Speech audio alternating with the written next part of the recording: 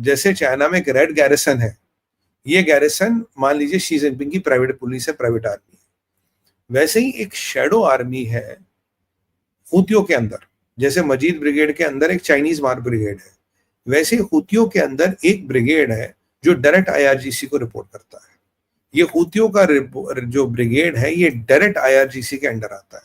मतलब ये मान लीजिए हूतियों के अंदर एक फैक्शन है, एक विभाग है जिसकी कमांड डायरेक्ट ईरान का आईआरजीसी था। आईआरजीसी क्या, जो डायरेक्ट खमेनी को रिपोर्ट करता है। ईरान की सेना अलग है, आईआरजीसी अलग है। इस्लामिक रेवोल्यूशनरी गार्ड कोर, ये एक पूरा एयरफोर्स है, इसका इंटेलिजेंस है, नेवी है, आर्मी है, रॉकेट फोर्स, ये डायरेक्ट खमेनी को, मुल्ला जी को रिपोर्ट करते हैं। ईरान की आर्मी अलग है। बाय द वे वो जो आपने गाड़ी पे देखा था ना, दो जनरल जा रहे थे वो टल्लों का निरीक्षण करते हुए, दोनों निपट गए। एक तो बगदेर था और एक सलामी था, दोनों ही निपट गए बेचारे। जब से फोटो निकाली, हाय अल्लाह, अल्लाह ने बुला लिया, फोटो निकलती, कोई बात नहीं, होता है ऐसा। तो अब ये जो हूतियों के अंडर फैक्शन है, ये भाई साहब कंप्लीट आईआरजीसी से ऑर्डर लेता, और ये फैक्शन ऐसा है, ये काम करके गायब हो जाएगा, ये काम करके दिखेगा ही नहीं। मतलब इसे एक शैडो आर्मी आप कह सकते हो। ये शैडो आर्मी गायब हो जाएगी, this shadow army will never be found. और इजराइल और भारत का आप जानते हैं कि कहीं ना कहीं इन लोगों को तकलीफ है, क्योंकि दोनों एक सिविलाइजेशन फोर्स है, बहुत पुरानी सभ्यताएं हैं, और इजराइल भारत का दोस्त है, भारत इजराइल का दोस्त है, वो इनसे बात बर्दाश्त होता नहीं।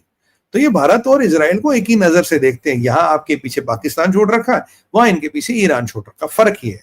मतलब और ये पाकिस्तान और ईरान दोनों का बॉर्डर मिलता है, एक यहाँ देखता है कि यहाँ देखता है। दोनों का ऑब्जेक्टिव, दोनों का मिशन सेम है। अगर मैं आपको बताऊं, न ये रिलीजन है, न रीजन है, न ये पॉलिटिक्स है, ये सिविलाइजेशनल एक्सटेंशन की लड़ाई है।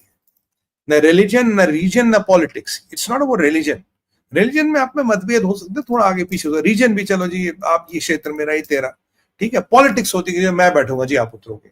न रिलीजन है, न रीजन है, न पॉलिटिक्स है। याद रखिएगा, ये सिविलाइजेशनल एक्सटेंशन। और सिविलाइजेशनल एक्सटेंशन कहां ट्राई किया जा रहा है? यहूदी, Jews are a very old civilisation, और उनका एक्सटेंशन यानी कि उनका समाप्तिकरण, ये जो टेस्ट हो रहा है, ये हो रहा है साहब टेस्ट इजराइल में can they eliminate the Jewish civilisation, that is being tested right now.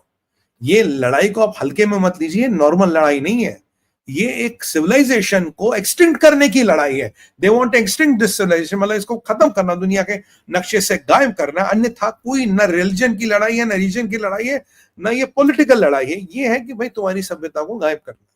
और ये तो भगवान की कृपा ऐसी है, भारत बड़ा देश है, भारत की आर्मी बड़ी स्ट्रांग है, इसीलिए मैं हम इंडियन आर्मी को हमेशा सैल्यूट करता हूँ। और भारत का सैन्य बल, शस्त्र बल स्ट्रांग है, हमारे प्रधानमंत्री जी स्ट्रांग है, हमारे पास बहुत खजाना है, इसलिए इनकी नजर यहां तक नहीं आती। बट सोचिए, अगर आप कमजोर आज के डेट में, अगर इजराइल आज के डेट में कमजोर हो, भाई साहब 100% खत्म। They would have eliminated by नम, उसमें कोई आप चिंता वो मत रखिए। हूतियों ने, मैंने आपको बताया, सऊदियों पे भी चलाए है, यूएई पे भी चलाए है। कल को ये मॉडल अगर चल गया तो पाकिस्तान से भी या पीओके से, अफगानिस्तान से ट्राई कर लेंगे। आप कितनों से लड़ते रहेगा फिर वो अफगानिस्तान का? जी मुझे तो पता नहीं है, तो पता ही है, तो 50 जिहादी संगठन है, कौन आईएसआई के चक्कर में पड़ गया, किसने चला दी। मतलब देखिए, ये एक सीधा सीधा एक्सपेरिमेंट करेंगे ये लोग, और इसकी इन्होंने तैयारी करी है। और दूसरी बात ये है कि ये अब खमेनी को भी एक चेतावनी तो दे दी है, बिल्कुल क्लियर, अगर एक और रेजिडेंशियल बिल्डिंग गिरी तो भैया तेरा हिसाब किताब हफ्ते भर में खत्म। इसके बाद देखिए, आईआरजीसी के पास एक बड़ा हमला करने के अलावा विकल्प नहीं रहेगा। मेरा एनालिसिस कहता है ईरान के पास 5 दिन का फायर पावर बचा है, मात्र 5 दिन का। उस दिन में कहते हैं ना, नंगा नहाएगा क्या निचोड़ेगा क्या, वो वाली परिस्थिति है इनकी। क्या करेंगे क्या नहीं करेंगे मुझे नहीं पता। बाकी इनका एक रिफिलर होता था ईरान का, उसको आज इजराइल ने उड़ा दिया। एक ही रिफिलर था इनके पास, उसको उड़ा दिया। दूसरा ये भी सुनने में आया, ये भी आपको मैं बड़े औपचारिक रूप से कह रहा हूं कि B4 बॉम्बर, B4 क्यों? B4 का मतलब है GBU 75, 61 मीटर जाने वाला 14,000 किलो का बम जो B4 बॉम्बर से डाला जाता है। आज अमेरिका के मीडिया का ट्रैक करे, और अमेरिका का मीडिया कहता, अरे बाय द वे आप एक चीज भूल गए, इजरायलियों के पास पेगासस वगैरह सब कुछ है। अब किस किस के फोन में डाल रखा, कहाँ डाल रखा है, और इन आईआरजीसी वालों को ये नहीं पता होगा कि इनके फोन में पेगासस है। ये कहते हैं अल्लाह खमेनी साहब हमें आ रही है मुर्गा लेके, तो उनको पता लगा कौन, अच्छा मुर्गा लेके जा रहे हो, कोई बात नहीं, अगली बार मुर्गे के अंदर ही हम रख देंगे छोटा सा, जरा तंदूरी पूरा मुर्गा लाना नीचे, उसके अंदर हम छुपा देंगे। किडिंग। तो this is, so these guys know everything, तो they have these software of tracking. But अब ये सुनने में अमेरिकन मीडिया में सर आज मैंने सुना अमेरिका इज कंटेम्पलेटिंग कि B4 बॉम्बर्स को इनको दिया जाए, राइट। इनका हमदान एयरबेस जो है, जो हमदान इनका बेस है वो कंप्लीट खत्म हुआ है, और तेहरान पुलिस का चीफ खत्म हुआ है। और एक और चीज, बड़ी इंपॉर्टेंट चीज आई, ये कम्युनिस्टों पे मुझे याद आई, कम्युनिस्टों को कैसे भूल सकते हैं, एक सीपीआई सीपीआई का दफ्तर मालिक तेहरान में और वो आगे बाहर कह रहा है रेवोल्यूशन लाना है, रेवोल्यूशन लाना है। कम्युनिस्टों को तो एक ही चीज आती है, रेवोल्यूशन लाना है। ये सीपीआई का दफ्तर तेहरान में भी। और अगर कल को ये कहते हैं रेवोल्यूशन लाना, तो समझिए अगर इनको रेवोल्यूशन की आग लग गई है, अब आग में घी और पैसे कौन डाल रहा होगा, आग में घी और पैसे डाल रहा होगा चाइना। अब चाइना ये चाहेगा कि मेरी फ्रेंडली रेजिम वहां बैठे। देखिए अगर सीपीआई वाले एक्टिवेट हो गए हैं तो इसका मतलब, can I have a sip of water please.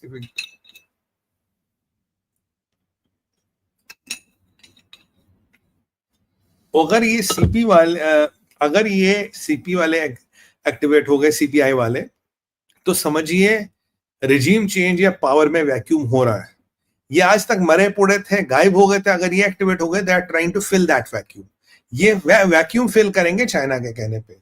America चाहता है मेरी फ्रेंडली रेजिम आए, पुतिन चाहेगा मेरी फ्रेंडली रेजिम आए।